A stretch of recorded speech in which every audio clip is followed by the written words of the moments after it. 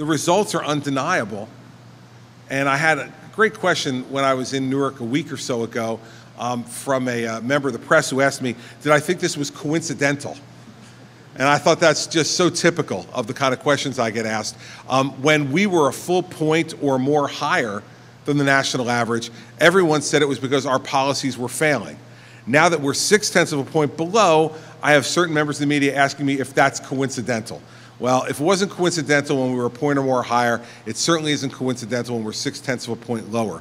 The fact is that this administration has over and over again said that taxes and regulation are the biggest impediment to New Jersey's growth. So we've cut corporate taxes by $2.3 billion on businesses both large and small in New Jersey, and those cuts have now been fully phased in. We killed the corporate business tax surcharge in 2010, which is a remnant of the Corzine administration. We cut regulation by 1/3 over where it was when I took office after Governor Corzine's time. Under the leadership of Commissioner Wirths, we brought the Unemployment Insurance Trust Fund back into solvency 2 years ahead of projections. And that saved businesses $213 million in taxes just in 2014 and another $1 billion over the succeeding 5 years. That's unemployment taxes that the businesses do not have to pay, that they otherwise would have had to pay if we hadn't done our job in the way we did it, and the Commissioner deserves great credit for that.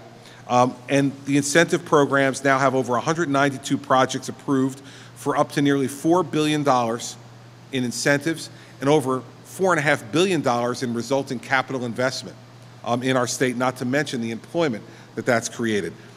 On that employment, 22,000 new jobs are being created by those incentives, 15,000 additional construction jobs that are being created because of these incentives.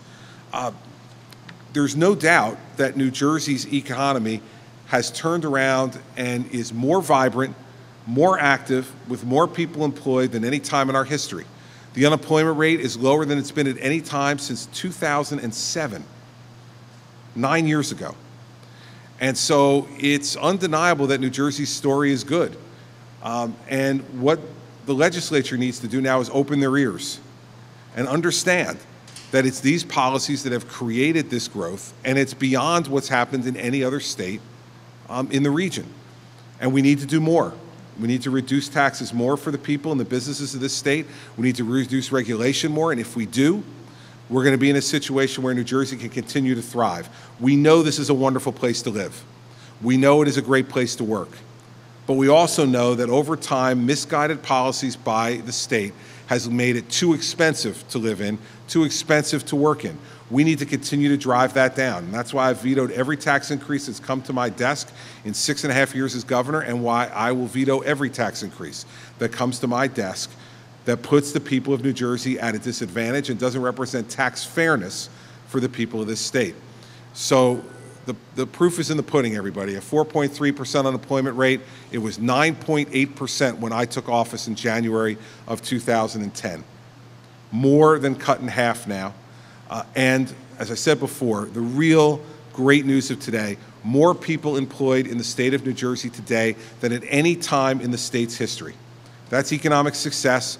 That success has been driven not only by the administration and its policies, but by good governmental partners like the county executive, who is always putting employment first in this county, because he knows that if employment is first in Essex County, then Essex County itself will be first. And by our private sector partners like the folks here at AeroFarms. They believe in us. They believe we're providing a stable business environment for them, and they're willing to invest significant private sector dollars to do the things that you see happening right behind me. All those things are really good news. The best part of all this is the smiling faces of the employees that I saw when I walked in here. They love working here. They have a job that provides them with a good salary and good benefits, provides for their families, and allows them to feel really good about coming to work every day. That changes families in our state and makes them better, more stable, more prosperous, and happier. And that's the combined efforts of government when it's doing what it's supposed to be doing, and the private sector when it's providing the type of growth that they're providing here in our state.